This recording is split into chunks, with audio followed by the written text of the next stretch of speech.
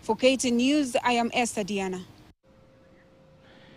Now, meanwhile, Kenyans have been urged to enhance their culture that will continue to attract tourists and global visitors in a move that will enhance biodiversity. In an event that saw a delegation from China attend a cultural exchange day, speakers emphasized the importance of global understanding and cultural appreciation while expressing their commitment to hosting more students in the future to further these goals. The event was held at Brookhurst International Schools in Lavington here in Nairobi County.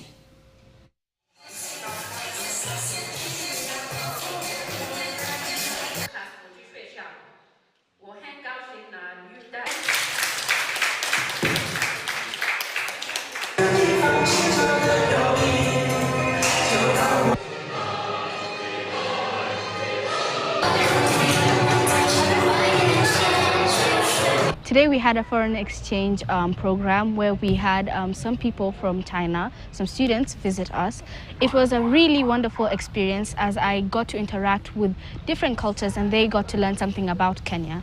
It was really eye-opening because I learned a few words actually in Chinese, and I found out that I'm one of those people that want to go abroad and learn other languages. One of these languages would probably be Chinese because it seems so eloquent when they were speaking. We organized a lot of students here to visit Kenya to learn the biodiversity and the unique culture here. And we hope to,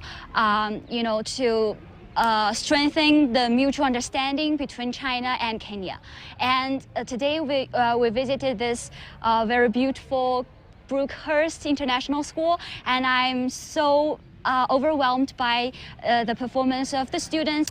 In this day and age, we're looking to create children who are holistically even confident, because we're not just looking at academics, sports, but we're looking for our children to even prosper in different cultures, appreciation of different personalities.